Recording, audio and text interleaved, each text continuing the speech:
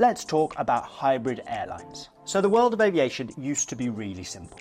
There was the full service or legacy carriers who generally offered a great experience but were expensive. And there were the low cost carriers whose experience was more questionable but they were cheap.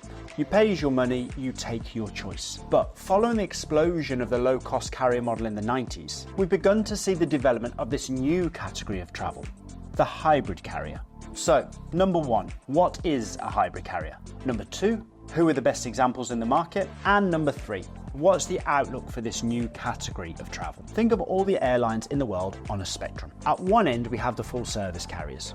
Think Emirates, Qatar, Singapore, and so on. These carriers offer a comprehensive range of services to their customers, including economy, premium economy, business, and first class cabins. In-flight meals, beverages, and entertainment are all included in the price, as well as about 20 to 30 kilograms of luggage, depending on the class of travel. These carriers also operate a global network through their hub of high quality airports. And they have premium lounges and loyalty programs and offer code shares or connections with other airlines for seamless international travel. It's a great way to travel, but you pay for it via a premium ticket price. On the other extreme are the low cost carriers, or more specifically, the ultra low cost carriers. Think Southwest, Indigo, Pegasus, or Ryanair. These operators ripped up the rulebook, transformed the aviation landscape, and brought travel to the masses. And they achieved this through a ruthless desire to maximize revenue, improve operational efficiency,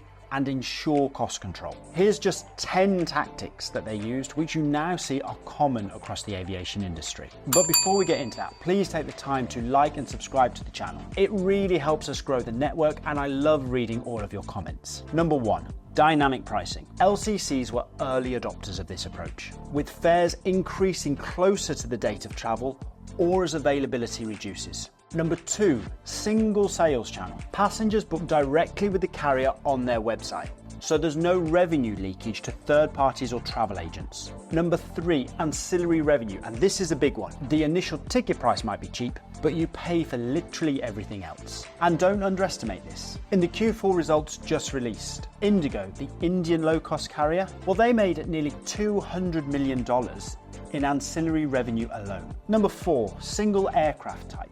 LCCs try and use a single category of aircraft across the entire fleet, and they do this to improve operational efficiency, as this approach allows them to deploy crew to any aircraft. They can simplify training and they can optimize maintenance regimes. Number five, standardized cabins. With the LCCs, all aircraft have the same internal layout. It's standard and it's basic, generally with only one class of travel. Seats are also packed in tight, trying to accommodate as many passengers as possible. Number six, aircraft utilization. LCC aircraft are on the ground for physically as little time as possible, with turnarounds being kept to an absolute minimum, sometimes as short as 25 minutes. An LCC will generally operate a route which is somewhere between 90 minutes and 5 hours long, with the sweet spot being around 2 to 3 hours, as this allows them up to 6 flights per day. However, LCCs don't just do short haul. You can fly from Abu Dhabi to Rome on Wizz Return for just $129. 7.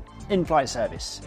Yeah, onboard service reflects the ticket price, but that's not to say that the staff don't work extremely hard. They are constantly on the move during the flight and can often be working those 6 turnarounds per day, with little, if any, downtime in between flights. 8. Point-to-point operations. Now pay attention. LCCs fly passengers directly from point A to point B. They don't offer expensive hubs and they don't provide connections. You can create your own connection, but these are on separate bookings. And if you miss that flight, that's your own lookout. Number 9, route economics. LCCs focus purely on routes which are economical on a standalone basis. If a specific route is not profitable, they will be quick to drop it and relocate assets to a new route. And finally, number 10, secondary or regional airports. LCCs actively target these airports where turnaround costs are low. LCCs know the value of their product, not just to those airports, but also to the wider economy of those unconnected cities. And they use this to significantly leverage their position and get the very best deal, and will often negotiate additional discounts or incentives. So we have full service carriers on one side and ultra-low-cost carriers on the other. And as the name suggests, hybrid carriers developed in the middle. As always, there is no industry-wide definition of a hybrid carrier, but operators drew on both models to create a very specific product with a specific strategy generally tailored to a specific market. Let's look at some examples, starting with the Korean Air Primera. Now, these guys are interesting because they're one of the few airlines, if any, that actively describe themselves as a hybrid carrier. And they operate from their base in Seoul to San Francisco, LAX, New York, Bangkok and Tokyo. And from a service perspective, they draw heavily on the LCC model with a strong flavour of the full service carrier as well. They have 5 standardised Boeing 787-9s. These aircraft are modern and extremely fuel efficient with low operating costs and are the workhorse for any low-cost carrier long-haul operation. And although they show all of these low-cost characteristics, on board is where you will begin to see the difference. They have 253 seats in economy, but 56 seats in a premium economy. And unlike the low-cost carriers, you also get a complimentary baggage allowance, in-flight meals and entertainment, although you will pay for Wi-Fi. Next is EasyJet. Now, whoa, Andrew. EasyJet is an LCC. Well, yes, that is correct, but EasyJet is absolutely distinct from the ultra-low-cost carriers and is commonly regarded within the industry as a hybrid carrier. Yes, EasyJet uses many of the characteristics of a low-cost airline, including dynamic pricing, a focus on ancillary revenue and standardised cabins. But what sets EasyJet apart, which is similar to Primera, is its strategy to undercut legacy airlines operating from primary airports. Hardcore ultra-low-cost carriers look for the cheapest airport to fly from. Remember, Ryanair's flight to Paris lands you a mere 95 kilometres away from the Champs-Élysées. But EasyJet takes a different approach, investing into slots in primary airports, such as Gatwick, Edinburgh, Paris-Orly or Rome. And this is a really important distinction because crucially, passengers like flying from these airports and are prepared to pay a small premium for that over and above the ultra low-cost carrier. So EasyJet's strategy is not about rock-bottom prices. It's about providing a lower cost alternative to either affluent leisure or business travellers. And this approach provides benefits all round. From a passenger perspective, these airports are really well appointed with good transport links and great terminals. So these passengers can enjoy the same airport experience and route without having to pay those legacy or full service carrier airlines. The airports really like this strategy as well. Not only do they now get a higher yielding passenger through their terminal, but EasyJet provides the airport with increased connectivity or access to new markets, which is something very difficult for the legacy or full service carriers to do because of their hub and spoke and traditional network approach.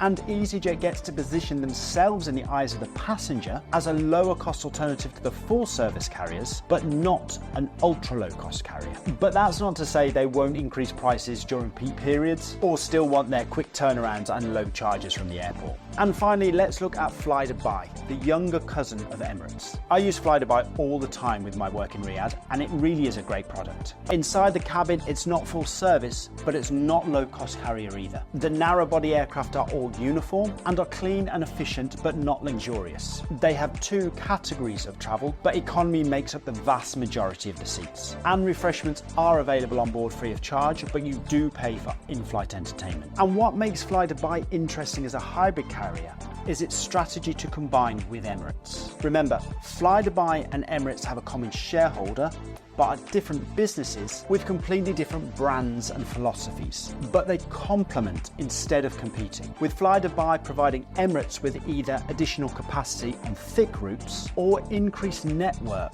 where demand cannot support Emirates 777s or A380s. They also code share to retain passengers within the network, allowing me last week to fly from Rome to Dubai on Emirates and then Dubai to Riyadh on Fly-Dubai, all on the same ticket. So finally, what's the future for this hybrid category of travel? Well, as always, we can never generalize. Remember, the aviation industry is the sum of different routes across individual geographies and markets. So where the correct hybrid product is aligned to the correct route, they will continue to be successful. They offer a great alternative to the more affluent leisure or business traveller who wants an increased experience but doesn't want to pay that heavy full service price. But on the flip side, put the wrong product on the wrong route and it will not be successful. In some markets, on some routes, people will pay a premium, but in others, they just want the lowest possible price. The challenge for the operator is to match product to demand.